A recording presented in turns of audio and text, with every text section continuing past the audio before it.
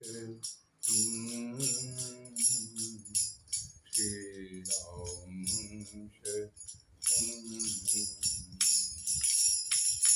राम श्री राम।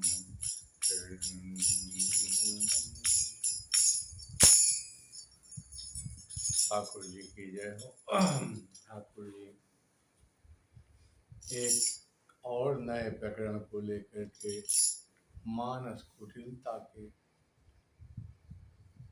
उस भाव में यहाँ पर क्या कहते हैं, बेकुटी कुटिल नयन रिसराते और सहजम चित्तवत मन हो रिसाते। पिछले सत्र में ठाकुर जी ये मानस कुटिलता का जो प्रकरण चल रहा है, इससे पूर्व वाले प्रकरण में कहे गए लक्ष्मण जी के लिए अरुण नयन ब्रिकुटी कुटिल चितवत नृपन शको मनोगत मनोमत गज गन निरखी सिंह किशोर चोक। कौन सा चोक, कौन सा उत्साह, उस उत्साह के लिए बताया। और वह कुटिल शब्द, जिस कुटिलता की बाबा गोस्वामी तुलसीदास जी ने अपने मानस के अंतिम चौपाई में लिखा कि हे मन, उस परमात्मा को कुटिलता छोड़ करके भजना है, तो इसका अर्थ का अनर्थ लोगों ने लगा लिया। तो जिस कुटिलता को छोड़ने को कहा था, वो कुटिलता तो संदेह के लिए था। और कुटिल शब्द कहाँ कहाँ आया है, कहाँ टेढ़ा होना है और कहाँ टेढ़ा नहीं होना है, यह एक भाव भंगिमा बताई भक्त के लिए। तो जहाँ बाबा तुलसी धनुष भंग का प्रकरण लिखते हैं, दोहा नंबर 241 से लेकर के दोहा नंबर 285 तक, इसमें 7 बार कुटिल शब्द का भाव आया है। और ऐसी कुटिलता, ऐसी कुटिलाई ठीक भी है। ठाकुर के संबंध में, ठाकुर पर जहाँ आक्षेप हो रहा हो, वहाँ पर कुटिलता होनी आवश्यक है। और यह शरीर की गति है कि भक्त को जब भी लगता है कि मेरे इष्ट पर कोई व्यवस्था गड़बड़ हो गई, तो उसको लगता है, हर भक्त को लगता है, इसमें कहने की बात नहीं है राम जी, हर भक्त को लगता है, केवल इस दास को ही नहीं, जिसकी जैसी गति, जिस अनुपात में जिसका विश्वास, उस अनुपात में उसकी अपनी गति। तो यहाँ पर दोनों ही बड़े अच्छे भक्त हैं। राम जी के भाव में लक्ष्मण भैया बहुत अच्छे भक्त हैं, परशुराम जी हल्के फुल्के नहीं हैं। महाराज शंकर जी के भक्त भी हैं, उसके साथ साथ राम जी के भी भक्त हैं। विष्णु जी का धनुष, सारंग धनुष लेके घूम रहे हैं। जब अवतार होगा तो यह सारंग धनुष ठाकुर जी को प्रदान किया जाएगा। और एक शस्त्र नहीं रखते। अब तो ब्राह्मण को शस्त्र रखने की बड़ी दिक्कत है महाराज, लाइसेंस लेना पड़ता है, जाने क्या क्या। उस समय की व्यवस्था है ब्राह्मण के लिए, ब्राह्मण शस्त्र नहीं रखेगा, कौन नहीं रखेगा। परशुराम जी के पास कितने शस्त्र थे? 3 शस्त्र थे। हाँ, मैं नहीं कह रहा हूँ ठाकुर जी, जो रामचरितमानस में बाबा तुलसी कह गए हैं, उसी को परिभाषित करने की कोशिश कर रहा है यह बालक। ठाकुर जी कट मुनि बसन तून दुई बांधे, धन सर कर कुठार कल कांधे। 2 धनुष था, एक उनका अपना था, एक सारंग धनुष था, ठाकुर जी को प्रदान करना था, और तीसरा परसा हाथ में लिए थे। इस तरह से ऐसा ब्राह्मण जो है, फिर क्या पूछना ठाकुर जी। और अपने इष्ट के लिए ऐसे ही दोहा नंबर 261, हम थोड़ा राम जी पहले उस चौपाई का आधार ले लें, जिस चौपाई से यह प्रवाह चलेगा। ठाकुर जी हो सकता है कोई नई गति आप देते, कोई नया भाव देते। आज की कथा केवल 5 दोहे की है। केवल 5 चौपाई की। सीताराम सीताराम। कल का प्रसंग यहाँ पर समापन किया था ठाकुर जी, उसी प्रसंग से लेकर के केवल 5 चौपाई में ही है। और इसलिए आइए सर पहले उसको आधार ले लें। श्री राम जय राम जय जय राम, श्री राम जय जय राम। करन चाहूं रघुपति गुण गा, रघुपति गुण गा, रघुमति मोर चरित अवगान, रघुमति मोर चरित अवगान। और गुणनंदन कानु पीते, आर गुणनंदन कानु पीते। तुम बिनु जियत बहुत दिन बीते, तुम बिनु जियत बहुत दिन बीते। अब वो आधार। जासु पतित पावन बल पाणम, जासु पतित पावन बल पाणम। गावई कवि स्तुति संत पुराण, गावई कवि स्तुति संत पुराण। इस परमात्मा की प्रतिज्ञा को वेद पुराण शास्त्र और संत मुनि सब गाते हैं कि वह परमात्मा एक बार, परमात्मा दैन्य अवस्था को जे दीन प्यारे वेद पुकारे, और वो दीनों को बड़ा प्रिय है, दीन उसको बहुत प्रिय है। उस परमात्मा के लिए आहा, ये ऐसा साक्षी भाव लेकर के कहा, अरे मन ताई भजन करना है तो कौन सी टर्म्स एंड कंडीशंस अप्लाई करनी है। ताहि भजई मन तजी कुटिलाई, ताहि भजई मन तजी कुटिलाई। राम भजे गति कही नहीं पाई, राम भजे गति नहीं पाई। और गुणनंदन कानु पीते, तुम बिनु जियत बहुत दिन बीते। ठाकुर जी इसी भाव को लेकर के कल के 10वें प्रकरण में ठाकुर जी मानस कुटिलता के, जहाँ लक्ष्मण जी का यह भाव आया था, राजा लोग कहते थे कोई छुड़ा लो, कोई कहता था जनक जी को भी क्या कहते हैं अगर सहायता करें तो उनको भी जीत लो, दोनों भाइयों को बांध लो, जानकी जी को छुड़ा लो, हाँ सीता जी को छुड़ा लो।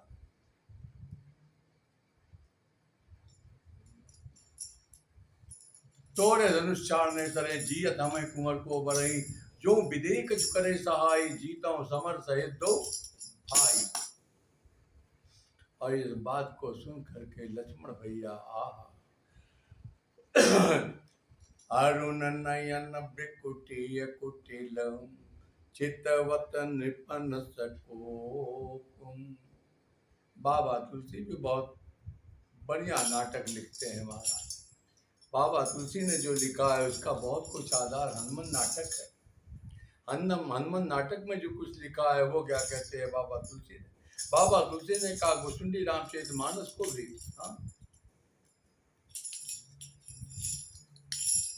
कहा, भुसुंडी रामायण में जो मूल रामचरित रामायण थी उसका बहुत आधार है।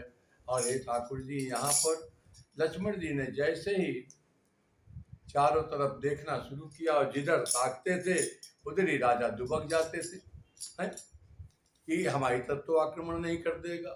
बाबा तुलसी ने कहा एक और व्यवस्था कर देते हैं, मौका अच्छा, रंगमंच सजा रहे तो सभी को, जैसे हम अपनी बात करते हैं, दास यह बात करता है ठाकुर जी, अक्सर क्या होता है कि इस संसार जगत में जब किसी के यहाँ अखंड रामायण होता है तो अखंड रामायण में लोग क्या कहते हैं 24 घंटे की रामायण में खूब गाते बजाते हैं, बड़े अपने अपने भाव से, कोई कव्वाली गाता है, कोई कजरी गाता है, राग बना के फिल्मी गाते हैं।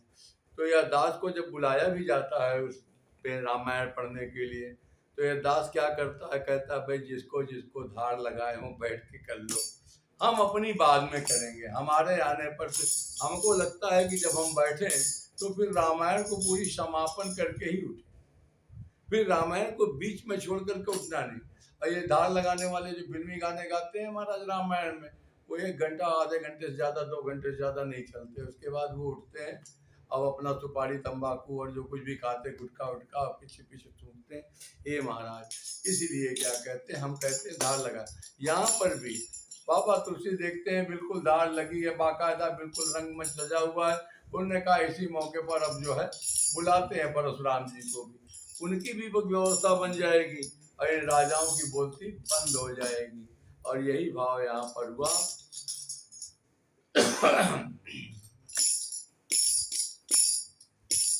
कहते हैं अरुण नयन भृकुटीय कुटिल चित्तवत निपन कोप मनो मत गज गण निरखी सिंह किशोरन लक्ष्मण जी का यह कहना कि आ जाओ हिम्मत हो, उसी समय कहते हैं महाराज जैसे ही ये राजाओं की बातें सुनते थे और प्रसंग को अब आगे ले चलते हैं। कहा महाराज कर बरु एक विकलपुर नारी, कर बरु देख विकलपुर नारी, सब मिल देंगे महीपन को, सब मिल देंगे महीपन को। खरभर, खरभर कहते हैं कोलाहल को, हल्ला को, और खरभर माने खलबली भी होता है। राम जी खरभर, खरभर देख विकल्प है, खरबर दे की सकलपुर नारी और विकलपुर नारी दोनों भाव है। तो राम जी यहाँ पर देखें कि जनकपुर वाले देख रहे हैं राजा बड़े बदतमीज है, धनुष टूट गया, प्रण यही था कि जो धनुष को तोड़ेगा, और जो धनुष टूट गया तो अभी तक तो नहीं तोड़ पाए, और ये धमसा गा जो धनुष नहीं तोड़ पाए तो उसके बाद फिर क्या कर रहे हैं, गारी, हम नहीं कर रहे हैं, इन्होंने खुद सब मिल दे महीपन गारी। गारी निर्बल व्यक्ति का शस्त्र है, बहुत क्लियर कहना चाहता हूं, निर्बल व्यक्ति जब कुछ नहीं कर पाता तो गरियाता है, गरियाता इसलिए है कि वो कमजोर है। और यहाँ पर स्पष्ट है करने वाले शांत बेश करनी कठिन बरन न जाय स्वरूप, तर मुनितन जन वीर रस आयो जा सब भूप। महाराज करनी कठिन शांत बेश, हाँ ब्राह्मण हमेशा शांत होता है, शांत था, ब्राह्मण शरीर था, गौर शरीर भूत बल राजा, बाल विशाल निपुण विराजा, शीश जटा सच बदन सुभावा। 2 स्वरूप हैं, एक या तो मुंडन पुंडन रहा है और या तो फिर पूरी जटाजूट धारण किए रहा है, वो भी अभी आएगा तो बताऊंगा, प्रसंग परशुराम जी के लिए ही है। तो यहाँ पर कहते हैं सब मिलते हिमही पनकारी, खरभर देख विकलपुर नारी। तो इसमें क्या हुआ महाराज, कहते हैं हनुमान नाटक में आया है, ये शब्द बहुत अच्छा आया है, कोलाहल और खरभर, इन दोनों में जरा सा अंतर है। जैसे भक्ति ज्ञानी नहीं कछु वेदा, उभय हरि बहु संभव केदा, नाथ मुनि से कहा कछु अंतर, सावधान सुन विहंगवर। ज्ञान विराग जोगी अज्ञान विज्ञाना, ये सब पुरुष सुनो हर जाना, पुरुष प्रताप प्रकट प्रबल सब भांति, अबला अबल सहज जल जाती। पुरुष त्याग सक नारी जो विरक्त मत धीर, नत कामी विषयावस विमुख जो पद रघुवीर। और महाराज भक्ति के लिए बताया, भक्ति सानुकूल रघुराया, ताते ते डरपति अति माया। जब और लंबा प्रसंग हो जाएगा ठाकुर जी, मतलब की बात है, एक कोलाहल और खरबर दोनों में थोड़ा अंतर है। खलबली में महाराज हो हल्ला कैसे होता है वो भी सुनाता हूँ। और कोलाहल में क्या है। कोलाहल और खरबर में थोड़ा सा अंतर आ गया। कहते हैं कोलाहल जब होता है थोड़ी थोड़ी चिल्लाहट होती है, शोर होता है, हल्ला होता है, समझ में नहीं आता, समझ में नहीं आता, कोलाहल में आवाज स्पष्ट नहीं आती, लेकिन थोड़ा थोड़ा हल्ला मचता है, थोड़ा थोड़ा जो है क्या कहते हैं शोर होता है, चिल्लाहट होती है। खरभर में आहा गुल्ल गपाड़ा होता है, खूब समझ में आता है, हलचल होती है, गड़बड़ी का भाव कन्फर्म है, ये है खरभर। तो कोलाहल और खरभर में थोड़ा सा अंतर है, दोनों में अंतर है जो व्याकुलता का कारण बनता है खरभर। तो अरे हम और आगे जब ठाकुर जी शंकर जी ने धरी न काहू धीर सबके मन मन से जरे जे राखे रघुवीर ते उबरे ते कालमो, दोहा नंबर 85 बालकांड। शंकर जी को जब कामदेव ने अपनी व्यवस्था फैलाई थी महाराज, वहां पर भी कुछ नहीं हुआ था, तो कहा जे राखे रघुवीर। और उसके बाद जब कामदेव को भस्म किया था तो रति जी आई थी। अरे महाराज वहां का प्रसंग है, खरबर फिर आता है। खरबर क्या है, ओ निहार का करतार को रखवार जकर बल पर, दुई मात के रथ नाथ के कर धन धरा। यहाँ पर है जे सजीव जगह चर नार पुरुष नाम ते मर जात वो वहाँ का प्रसंग था। तो वहाँ भी खरबर हुआ है। तो खरबर शब्द को मैं यहाँ पर राम जी लिख के लाए। ठाकुर जी यहाँ पर कहते हैं खरबर माने थोड़ा सा खलबली और गड़बड़ी का होना, थोड़ा गड़बड़ी का एहसास होना, और ऐसा होता है संभाव्य, इसलिए कहा। अब आगे कहते हैं ठाकुर जी जैसे ही राजाओं ने कहा लेव छलांग का को किसी ने कहा ये कर लो पकड़ लो, तो कहा कोलाहल सुन सी सकानी। सीता जी को हल्का सा भय हुआ। क्या भय हुआ वो भी स्पष्ट है। ठाकुर जी कहते हैं बात विवाद करना, बार बार क्या कहते हैं राजाओं का उठना और फिर बैठ जाना। लक्ष्मण जी जब ताकते थे तो बैठ जाते थे, लक्ष्मण जी जब दूसरी तरफ ताकते थे तो फिर उठ के खड़े होकर बोलने लगते थे, जैसे आजकल भारतीय संसद में होता है। तो महाराज जी यहाँ पर यही भाव था। सीता जी को सखियों ने लेकर के चली है, कहाँ रनिवास की तरफ लेके चली गई। राम जी अपने गुरु जी के पास पहुंच गए। राम सुभाए चले गुरु पाई, सने बरतत मन माही। पुरानी सुने ना, अब क्या होगा। उसी भाव को कहते हैं। सुनैना जी का एक भाव था, अपनी सखियों के साथ बैठ करके पूछती हैं विधाता को क्या स्वीकार है। रानिन सहित सोच बस सिया, अब धो किसी काह करनिया। और इसी के बाद की चौपाई थी कि भूप वचन सुनिए तो कहीं लगन राम डर बोल न सकें।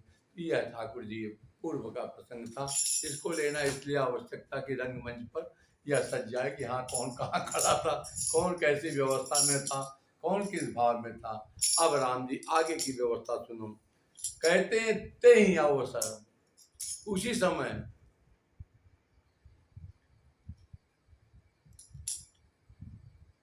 खरबर देख विकलपुर नारी सब मिल रही मही पनगारी। सब लोगों ने नगर वासियों ने अपना शुरू किया। सीता जी की माता का प्रसंग पूरा हुआ तो कहते हैं ते ही अवसर। तो ते ही अवसर ठाकुर जी पूरे मानस में 30 बार आया, पूरे रामचरित मानस में 30 बार आया है। जैसे एक बार आवत शिव संगा, एक बार चुन कुसुम सुहाए, एक बार भूपति मन माही, एक बार तेता जुग माही, शंभु गए कुंभज सिपाही, एक बार भरी मकर नहाए। ऐसी एक बार की जगह तरह तेई अवसर। तेई अवसर का अर्थ है जो किसी है तेई अवसर एक तापस आवा। दोहा नंबर 111 अयोध्या कांड। ये ठाकुर जी ऐसे तेई अवसर शब्द 30 बार आया है। इस 30 बार के शब्द को जरा ध्यान से सुने, मतलब की बात आ रही है। यह तेई अवसर शब्द क्या दर्शाता है, इस पर भी इस दास ने थोड़ा खोजा ठाकुर जी। तेई अवसर क्यों? तो कहा तेई अवसर शब्द जो आया इसका भाव ये था, जिस समय तेई अवसर का उन स्थान पर प्रयोग होता है जहां पर या तो इसके पूर्व के कार्य करने में विलंब होता है, जैसे क्या कहते हैं कोई स्टेज पर आ गया और उसके सामने उसका प्रतिद्वंदी ना आए तो कहा उसी समय दूसरा प्रसंग पर्दे का डायरेक्टर, रंगमंच का डायरेक्टर दूसरा सिस्टम लगा करके करता है कि पब्लिक को वो ना हो।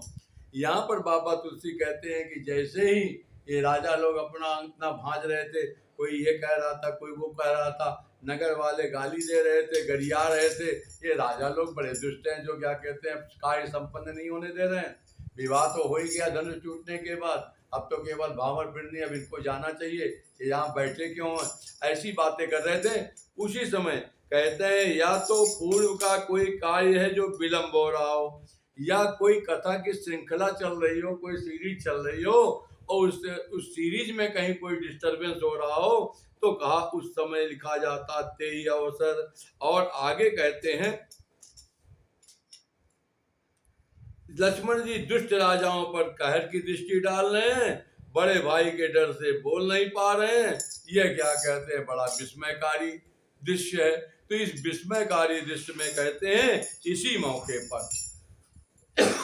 मौके पर जब विस्मयकारी दृश्य था क्या करें, तो बाबा तुलसी ने कहा थोड़ा सा चैप्टर चेंज कर देते हैं, थोड़ा सा मामला कुछ दूसरा हो जाए, और कहा महाराज तेई अवसर। तो कहा इसी अवसर पर परशुराम जी को बुला करके, परशुराम जी को ला करके लक्ष्मण जी का जो हैरान होना था, लक्ष्मण जी जो क्या चकित थे कि ये क्या हो रहा है और मेरे से कोई आता है क्यों नहीं, मेरे से कोई, उसी समय परशुराम जी भी आ गए। अब तो महाराज दो हो गए, और कहने की बात नहीं है। एक संत कहा करते थे, लक्ष्मण जी बार बार कहते थे, परशुराम जी जब कहते थे मेरा फरसा क्यों नहीं, मोरे हृदय कृपा कसिकाओ, आज दया दुख दिशा सहावा, सुनि सौमित्र बिहस्नावा। कहा आज मेरा फरसा क्यों नहीं चल रहा है, तो उन्होंने कहा बाहु कृपा मूर्ति अनुकूला, बोलत बचन झरत जन फूला, जो पै कृपा जरी मुनि गाता, क्रोध भय तन राख विदाता। महाराज आप तो ब्राह्मण हैं, आप तो क्षमा की मूर्ति हैं, और आपने क्या कहते हैं काहे को उठार लिए घूम रहे परसा वगैरह। कहने का तात्पर्य यहाँ पर केवल ये है कि ब्राह्मण के लिए, हाँ ब्रह्मचारी का भी शब्द भी आगे आएगा तो वो भी बताऊंगा। तो तेई अवसर का भाव समझ में आ गया, तो कहा तेई अवसर, अवसर सुन शिव धनु बिगुल कमल पतंगम, आयं बिगुल कमल पतंगम।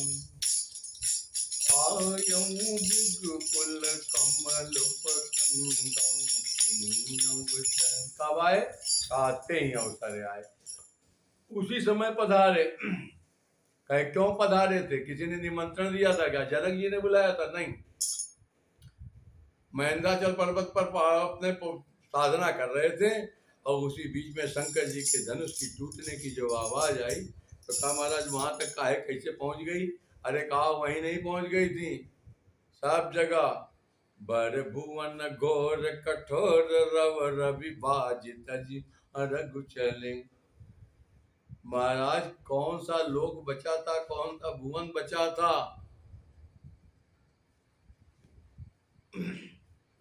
शंकर चाप जहाज सागर रघुबर बाहुबल, अब बूढ़ सो सकल समाज, चढ़ा जो प्रथम मोह बस। तो वो धनुष टूटने की आवाज हम नहीं कह रहे हैं, मही पाताल नाक जस व्यापा, राम बरी सी भंज चापा, सब जगह पहुंच गई थी। और यही भाव इनके साथ भी हुआ। कहते हैं क्रोध में है,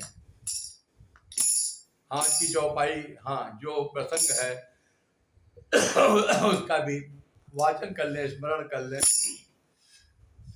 परशुराम जी पधारे तो है, परशुराम जी का दर्शन कर लीजिए एक चौपाई में।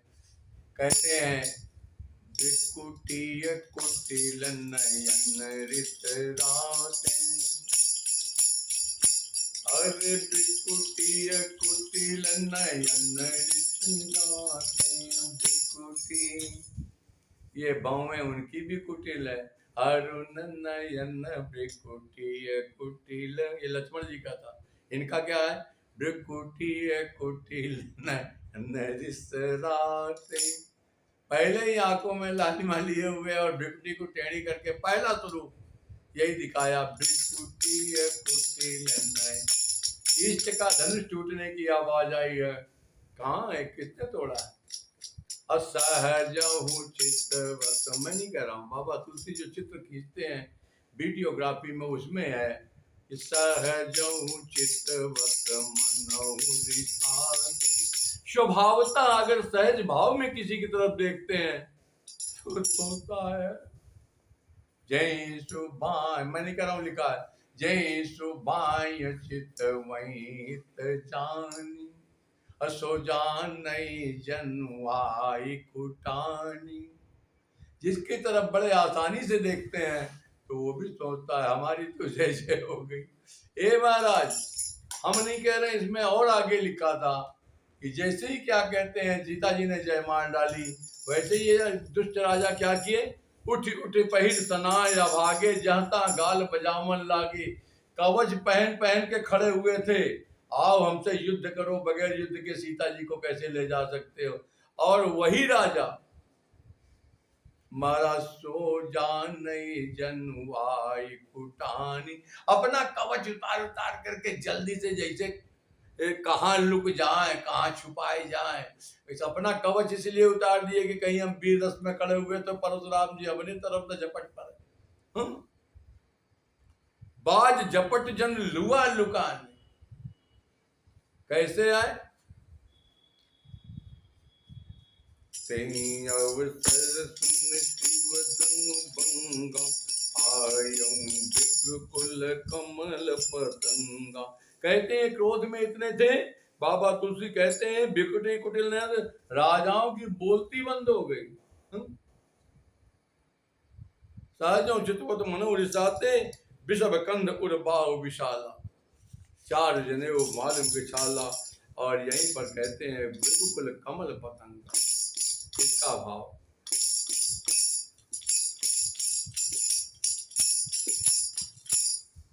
तो बहुत अच्छा भाव है। एक पहला भाव ये है ठाकुर जी, जब राम जी आप वहां पर पधारे थे रंगमंच पर, तो वहां के लिए कहा गया था धनुष यज्ञ में, उदित उदय गिरि मंच पर रघुबर बाल पतंग,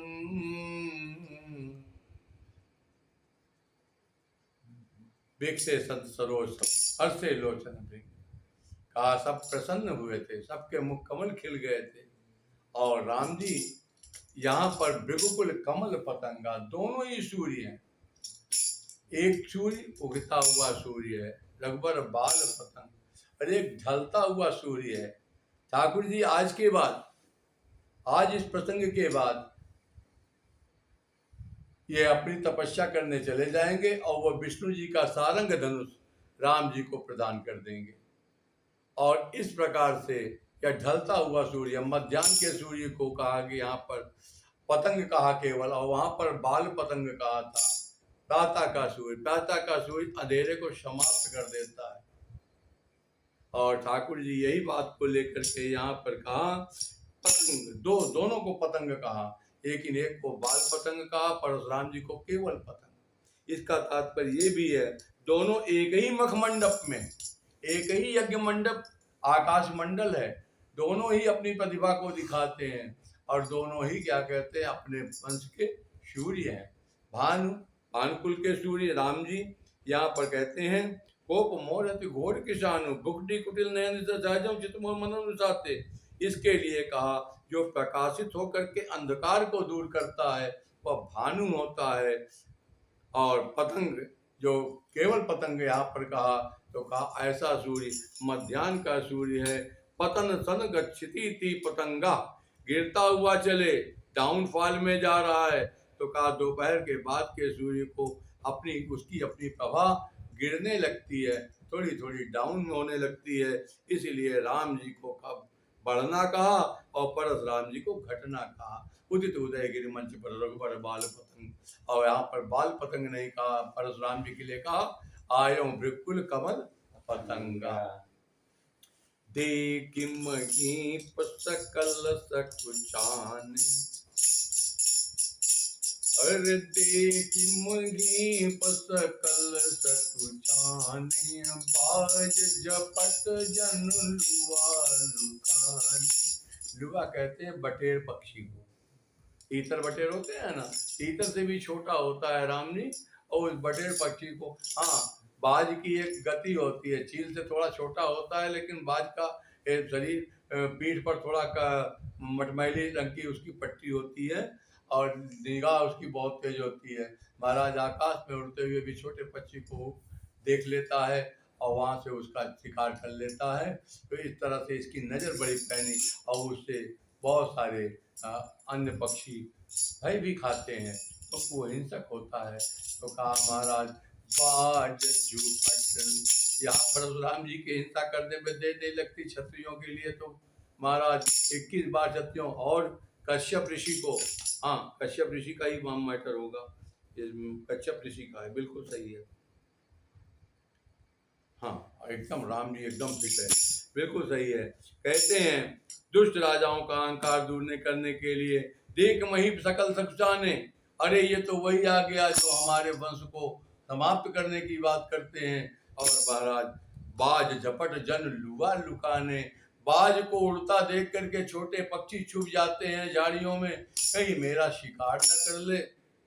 ऐसे ही आज ये राजा जो अभी कवच पहन पहन के खड़े थे ना, उठी उठी पैर सना सना माने कवच, और वही राजा अब छुपना शुरू कर दिए हैं। तो कहा बाज झपट जन लुआ लुकाने, लुक गए, छुप गए, लुकाए गए हैं। और कहा आप क्या कहते हैं, गौर शरीर, वही राजा जो शस्त्रास्त्र धारण कर लिए थे, अस्त्र शस्त्र लेकर के लड़ने के लिए खड़े हो गए थे, वही राजा अपना कवच भी उतार करके अब खड़े हैं चुपचाप, और क्या क्या करते हैं, कहा महाराज इधर उधर छुप करके जैसे गौ की तरह बैठ गए। कहते हैं परशुराम जी बड़े वेग से आए थे। कहा कैसे आए थे, आकाश मार्ग से आए थे। कहाँ से आए थे, कहा महाराज महेंद्राचल पर्वत पर तपस्या करने के लिए चले गए थे। जितनी भी परशुराम जी का एक और संकल्प था, वो संकल्प ये था, परशुराम जी आजकल के लोगों की तरह नहीं है कि दान देने के बाद उसी का भोग करें। परशुराम जी ने 21 बार क्षत्रियों से भूमि को छीन करके कश्यप ऋषि को दे दो दी, और देने के बाद फिर उस स्थान पर नहीं रहते थे। कहते कि उन्होंने कहा जिस चीज को मैंने दान दे दिया उसका उपभोग कैसे करें। राम जी तो धरती पर नहीं चल के आते थे, आकाश मार्ग से आते थे। ये है कि दान का भोग नहीं करना चाहिए, दान देने के बाद उस वस्तु का उपयोग अपने उसमें, तो आकाश मार्ग से चल के आते जाते थे, और मतलब धरती पर नहीं रहते थे। ये धरती को दान दिया, उस धरती पर रहे कैसे, एक रात भी नहीं रुकते थे, तुरंत चले जाते थे। और तो आज वो पधारे हैं, आकाश मार्ग से पधारे हैं वेग से, और वही पृथ्वी को दान में। अच्छा आगे का प्रसंग लेते हैं कि शरीर के अनुहित भाल विशाल त्रिपुंड विराजा, ब्राह्मण का मस्तक हे महाराज बिल्कुल लंबा होना चाहिए और उस पर सुहाग चिन्ह जरूर होना चाहिए। त्रिपुंड विराजा, सब शंकर भगवान उनके इष्ट हैं, इसलिए क्या कहते हैं ऐसे ऐसे लगा रखा है, दाएं बाएं त्रिपुंड लगा रखा है, ललाट चौड़ा है, भारी त्रिपुंड है, इसीलिए बाल विशाल त्रिपुंड विराजा। महाराज का बहुत बढ़िया सुंदर शोभायमान हो रहा है। शीश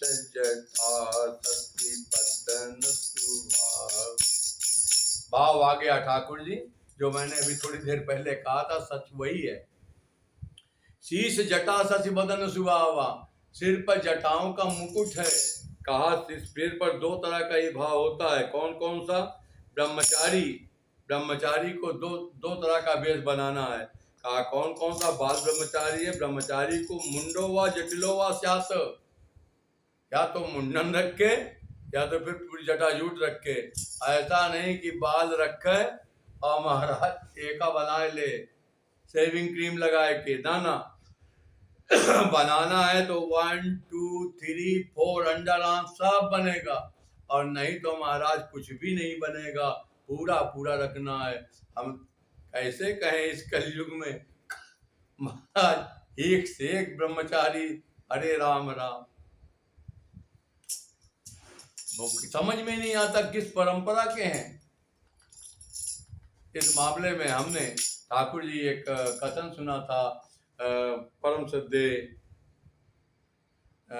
श्री मलूक पीठाधीश्वर जी महाराज डॉक्टर राजेंद्र दास जी महाराज का, उनका वक्तव्य सुना था, और उन्होंने इस बात को कहा था कि राम जी, या तो ये एक साथ बनना चाहिए, और नहीं तो फिर पूरा रखना चाहिए। अर्ध छौर उनके शब्द थे महाराज जी के, अर्ध छौर महापाप है, यह नहीं करना चाहिए। लेकिन अब तो व्यासपीठ भी इसकी मर्यादा का पालन नहीं करती है। कैसे करें? मूंछ बना लेते हैं, दाढ़ी बना लेते हैं, बाल पूरा पूरा रख लेते हैं, और व्यासपीठ करिखा पोतती है महाराज बड़ी बाल में। कैसे कहूँ 80 साल के बुढ़े को, 60 साल के बुढ़े को जिसके बाल सफेद हो गए हों, उसको करिखा पोतने की क्या जरूरत है? तो ये ब्रह्मचर्य के लक्षण नहीं है। या ये बाल काला करना बताता है कि ब्रह्मचर्य बिगड़ गया, और ब्रह्मचर्य बिगड़ गया तो मैं निवेदन करूं, क्या ठाकुर जी आपकी लीला गुणगान करने में ब्रह्मचर्य का कोई अवसर नहीं है? बगैर ब्रह्मचर्य के आपकी लीला गुणगान हो कैसे सकती है?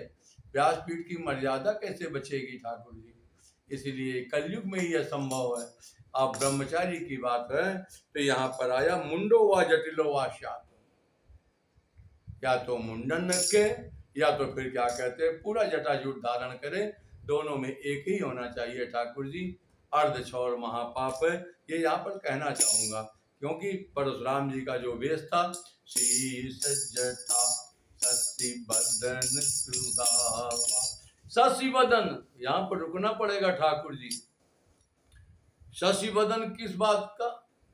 महाराज का चंद्रमा जैसा मुख था, और ये लोगों को फिर यहाँ पर कहने के अवसर मिल गया।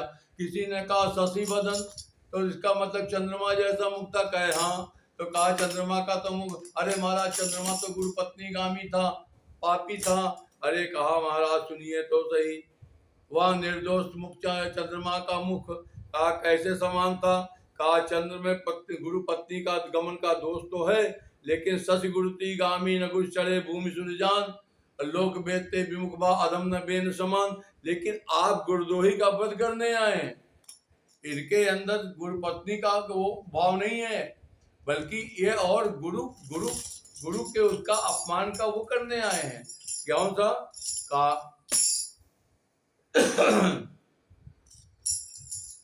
कौन सा राजा था? सहस्त्रबाहु। उसने जब इनके गुरुजी का अपमान किया था, गुरुजी शायद इनके जमदग्नि पिताजी थे, और उन्हीं को अपना गुरु बना रखा था, है ना? कदाचित राम जी इस प्रसंग को थोड़ा सा, तो अपने ही गुरु के अपराधी को, गुरुद्रोही का नाश करने आए हैं, व्यवस्था बनाने आए हैं। गुरु अपमान दोष न होने के कारण कहा था, लक्ष्मण जी ने भी कहा है, बड़ी अच्छी बात आई है, माता पितई पुरिन भय दी के, गुरु ऋण रहा सोच बड़ जी के, सो जन हमरे माथे खाड़ा, दिन चल गए ब्याज बड़ बाड़ा। इसलिए क्या कहते हैं, इन्होंने व्यवस्था बनाने आए हैं। मेरे कश्यप ऋषि का मैटर है क्या? और इसी बात को लेकर के यहाँ पर कहते हैं शांत वेश करनी कठिन बरन न जाय स्वरूप। तो शांत वेश कैसा था? शांत वेश का रंग जो है शुक्ल वर्ण होता है, और शुक्ल वर्ण का पिताजी का ही अपमान किया था सहस्त्र बाबू ने मेरे विचार से। हाँ, और उसी का क्या कहते हैं बदला लेने के लिए 21 बार क्षत्रियों को। पिताजी गुरु जी। क्या बात है, क्या बात, क्या बात, बिल्कुल सही। मुझे जो होता, लेकिन राम जी शिव भगवान की गुरु। वो तो ईष्ट में स्वामी सखा पितु मातु गुरु जिनके सब तुम तात, ये भी भाव रखा जाए तो बिल्कुल सत्य है कि जब जगदीश जी को ही अपना इन्होंने वो मान रखा था गुरु। तो राम जी यहाँ पर ये भाव, एक भाव और देना चाहते हैं, शांत वेश करने का। उनसे मार्शल आर्ट सीखा। हाँ, अच्छा, शिव भगवान। क्या बात, क्या बात, क्या बात। राम जी हमारे भक्तराज कह रहे हैं उनसे मार्शल आर्ट सीखा था परशुराम जी ने जमदग्नि जी से, है शिव जी से युद्ध कर। क्या बात है, क्या बात है। राम जी अपने मतलब की बात पर आते हैं, स्वरूप का भाव लेते हुए बाबा तुलसी कहते हैं, शांत वेश करनी कठिन बरन न जाय स्वरूप, दरि मुनि तन जहाँ वीर रस, तर मुनि तन जन वीर सो आयऊं जहाँ सब भू। मानो वीर रस मूर्तमान होकर आ गया। अब कहे महाराज वीर रस तो एक पहले से भी था, तो कहा वीर रस, हाँ, इन दोनों वीरों में क्या व्यवस्था बनाई अब इसको भी सुन लीजिए। कहते हैं शांत वेश का जो रंग होता है शुक्ल वर्ण होता है, तो कहा गौर शरीर, शरीर कैसा था, शरीर का कलर, कहा गोरा रंग था। विभूति जो भस्म लगाए थे वो भी श्वेत कलर की थी, वो भी क्या कहते हैं शुक्ल वर्ण हो गई। और त्रिपुंड, आहा, बाल विशाल त्रिपुंड विराजा, मुख पूर्ण चंद्रमा के समान शुक्ल पक्ष का चंद्रमा, क्या बात है। जटाओं में भी विभूति लगी हुई है, इसलिए सारे शरीर में। तो कहा अब ऋषभस कछुक अरुण होई आवा, कहा थोड़ी थोड़ी अरुणिमा लिए हुए भी ये पतंग आया है। तो कहा यह सूर्य अरुणिमा किस बात का लिया है? कहा गोधूली बेला में भी कुछ सूर्य में लालिमा होती है क्षितिज पर, इसलिए कहा ऋषभस कछुक अरुण होई आवा। और इसी बात को अब आगे कहते हैं जो प्रसंग आज के आधार में है कि बिकुटी कुटिल नयन रिसराते। बिकुटी कुटिल थी, भौं कुटिल का क्या कहा महाराज, हमेशा बिकुटी कुटिल नयन रिसराते, इनकी बिकुटी हमेशा क्या कहते हैं टेढ़ी रहती है। नहीं, आज कुछ ज्यादा भी है। कहा क्योंकि आज क्रोधित है। कहा आज क्रोधित क्यों है? किसी ने क्या कहते हैं इष्ट का अपराध किया है, और उसको सुनकर साफ साफ कहा गया है, तई अवसर सुन शिव धनु भंगा। शंकर जी के धनुष की आवाज टूटने की जो आवाज आई थी उसी को सुन करके आए थे, इसलिए क्या कहते हैं थोड़ा नयन रिसराते, थोड़ा थोड़ा ऋषभस कछुक अरुण हुई आवा। तो ऐसी बात को लेकर के कह रहे हैं कि महाराज ये टेढ़ापन कोई कारण है? कहा नहीं नहीं, ये तो भौं का टेढ़ापन उनकी शोभा है सहज चितवत। कहते हैं यदि वो सामान्य भाव से भी देखते हैं तो भी ऐसा लगता है कि क्रोध में है। तो ये उनके चेहरे का भाव बताया कि ऐसे हमेशा ही रहते हैं, सहज भाव में रहते हैं। ये उनके स्वरूप का वर्णन किया था। और आगे कहते हैं नेत्र सदा लाल नहीं रहते, रिस से लाल हुए हैं। तो हम निवेदन करें यहाँ पर सहजों चितवत मनो रिसाते, राजाओं के लिए कहा है। और यहाँ पर जो बिकुटी टेढ़ी हुई है वो केवल अपने इष्ट के अपराध के कारण हुई है। और आगे बढ़ते हुए कहते हैं भौं का टेढ़ापन उनकी शोभा है, इससे उनके लाल होने का कारण दिया है। भौं की कुटिलता, नेत्रों की अरुणता दोनों क्रोध के चिन्ह हैं। अरुण नयन उन्हीं का लक्ष्मण जी का भाव दिया और उसी को उदाहरण देकर के पुनः यहाँ पर सत्यापित कर रहे हैं। हे ठाकुर जी, यहाँ पर कहते हैं दोनों में लगा सकते हैं, रिस बसा हुआ है, इसलिए क्या कहते हैं विकुटी को टेढ़ी किया है। आगे कहते हैं शरीर का और सौष्ठव वर्णन करते हुए विषभ कंद उर बाहु विशाला अचार जने उमाल मृग छाला। ब्रह्मचारी हो, ब्राह्मण हो और जनेऊ न हो, आहा सुंदर बैल के समान कंधे विषभ कंध है और उस पर जनेऊ सुशोभित हो रहा है। कटि मुनि बसन तून दुई बांधे, दो तरकस है और दो धनुष भी है। धनु सर कर कुठार कल कांधे, तो कहा दो धनुष है, दो तरकस भी है और एक फरसा भी है, कुठार भी है। तो अब कहते हैं कटि मुनि बसन, इसको राम जी बताए बगैर विराम नहीं होगा, अभी थोड़ा प्रसंग बचा है। इस स्वरूप के वर्णन में कहा कटि मुनि बसन तून दुई बांधे, तरकस बांध करके या सूचित कर देते हैं कि दोनों हाथ से धनुष चलाते हैं, दाएं हाथ से भी चलाते हैं और बाएं हाथ से भी चलाते हैं। और यह विद्या इनके बाद अगर किसी ने के पास थी तो अर्जुन के पास थी। दोनों हाथ से कटि मुनि बसन तून दुई बांधे, धनुष सर कर कुठार कल कांधे, दोनों हाथ से। ये महाराज दोनों हाथ से धनुष खींचना, दोनों हाथ से बाणों का संग्रह करना, तरकस से निकालना और संधान करना, कहते हैं इस प्रकार से इनका भाव का भाव यह है कि दोनों हाथ से युद्ध करने में, तीर चलाने में, तरकस से निकालने में सक्षम है। दो धनुष हैं, एक अपना और एक विष्णु जी का, इसी से दो तरकस भी हैं, एक में सारंग बाण है, दूसरा साधारण काम के लिए है। विष्णु धनुष तो इसमें चढ़ता ही ना था, विष्णु जी का धनुष ये चला नहीं पाते थे, तो दोनों हाथ से। हाँ, और एक बड़ी अच्छी बात याद आई, वैष्णव धनुष और बाण परशुराम जी से लेकर के श्री राम जी ने ही चढ़ाया था। हे राम, ये धनुष को तुम जरा चढ़ा कर दिखाओ तो सही। राम रमापति अभी तो ये प्रसंग और आगे आएगा, आज मैं इसको ऐसे ही गा दिया ठाकुर जी। मतलब की बात ये है, हम इसको रोकेंगे इस प्रसंग को। और कुठार फरसा क्या है, ये इनका मुख्य आयुध है। तीन का नाम लिया है तो तीन तो मैंने राम जी बता भी दिया है। इसी से सहस्त्र भाव की भुजाओं काटी थी, पृथ्वी को निश्छत्री किया था। धनुष बाण दूर से आघात करने के लिए रखते हैं। और महाराज वर्णन न जाए स्वरूप, इनके स्वरूप का वर्णन करते करते वर्णन न जाए स्वरूप, तो कहा महाराज वीर रस मानो मूर्तिमानो कराया है। इस वीर रस के बारे में थोड़ी सी चर्चा कर दें ठाकुर जी। वीर रस से ने मुनि तन का धारण, मुनि का शरीर धारण किया है।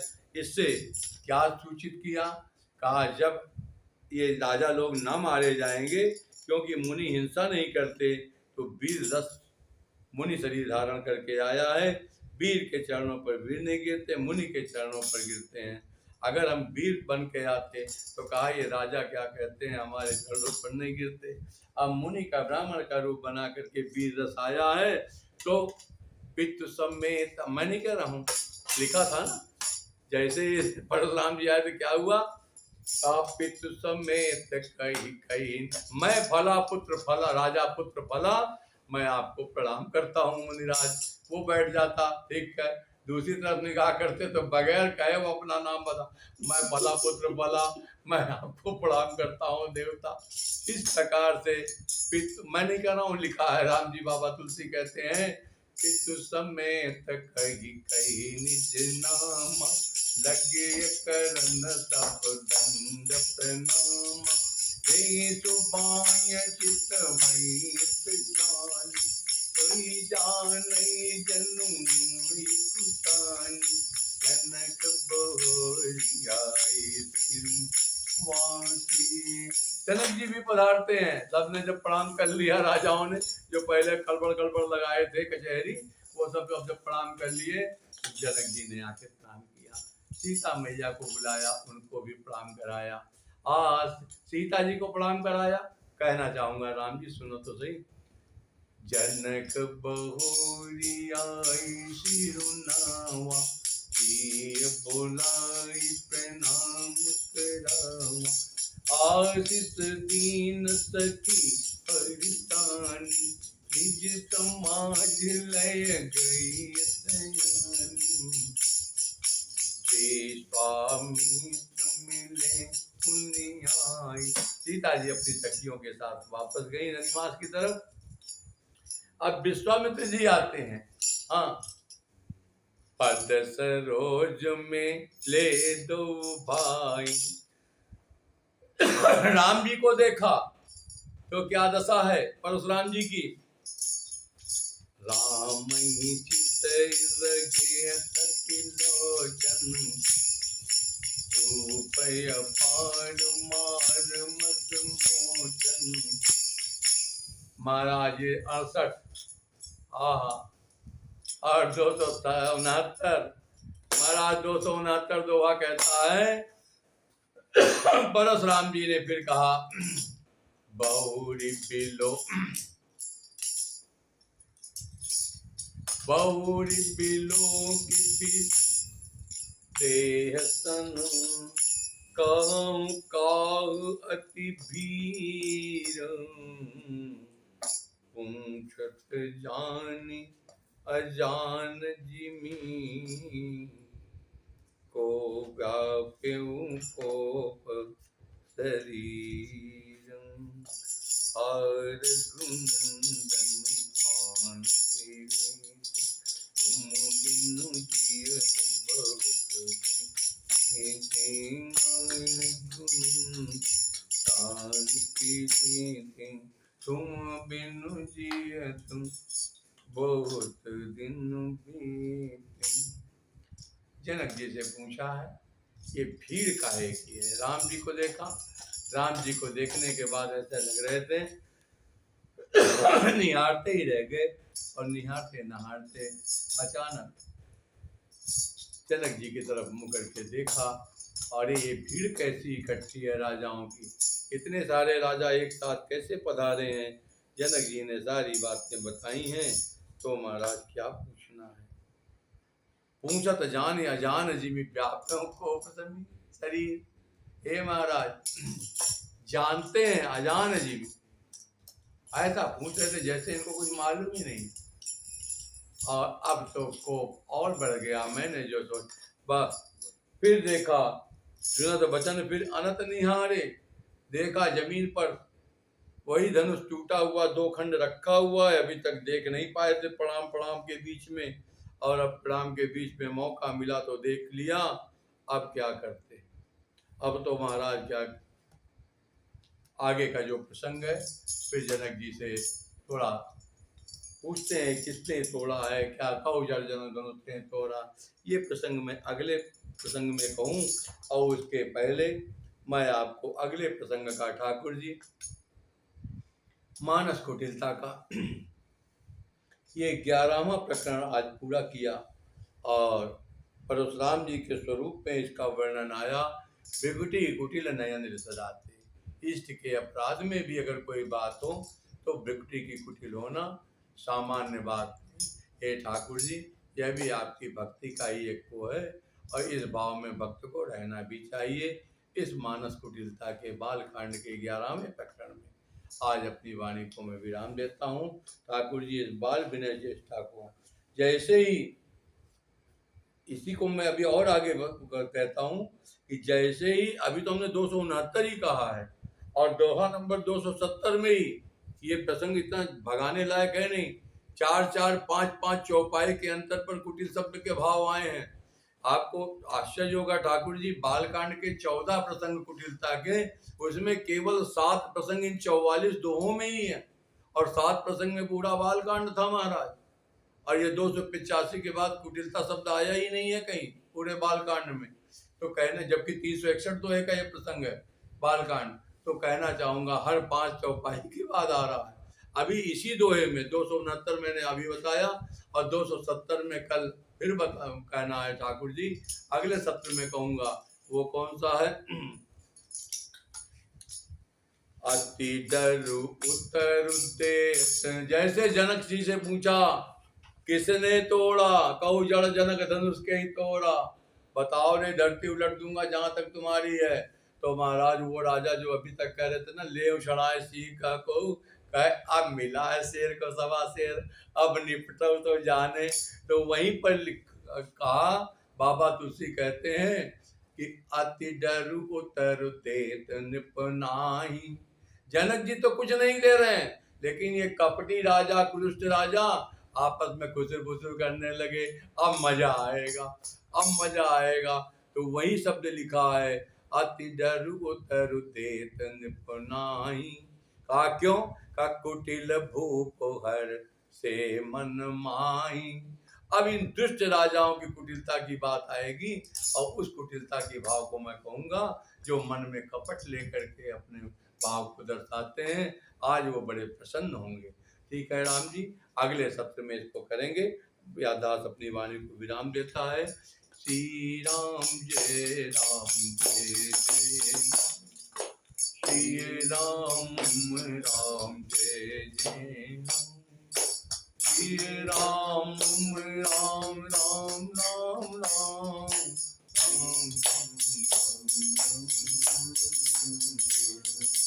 श्री राम शरणं श्री राम शरणं श्री राम शरणं श्री राम शरणं।